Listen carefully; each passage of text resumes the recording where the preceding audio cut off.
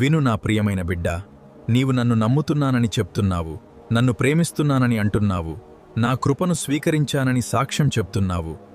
కానీ నేను ఆజ్ఞాపించిన బాప్తిస్మాన్ని ఎందుకు నిర్లక్ష్యం చేస్తున్నావు?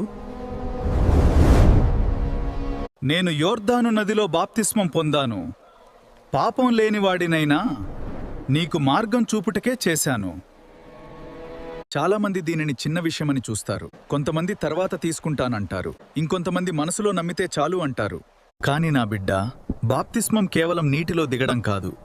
అది నీ హృదయ నిర్ణయానికి బహిరంగ సాక్ష్యం. అది నాతో నడవాలని తీసుకున్న నిశ్చయం. నీవు అడుగుతున్నావు, ప్రభువా, బాప్తిస్మం లేకుండా నేను నిన్ను ప్రేమించలేనా? ప్రేమించగలవు. కాని ప్రేమ నిజమైతే విధేయత వస్తుంది. నీవు అడుగుతున్నావు, ప్రభువా, నేను ఆలస్యం చేస్తే?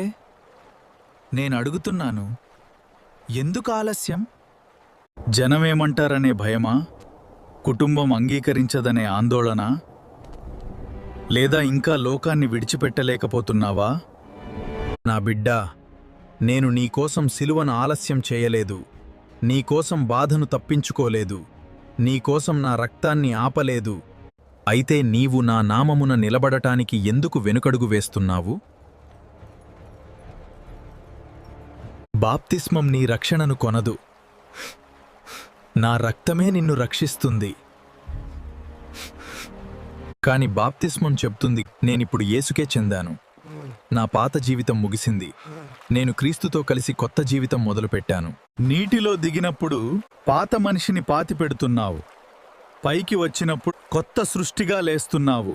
అది కేవలం ఆచారం కాదు, అది ఆత్మీయ ప్రకటన. అది పరలోకానికి వినిపించే సాక్ష్యం. అది చీకటికి ఎదురు నిలిచే నిర్ణయం. నమ్మి బాప్తిస్మము పొందినవాడు రక్షింపబడును, నమ్మని వానికి శిక్ష విధింపబడును.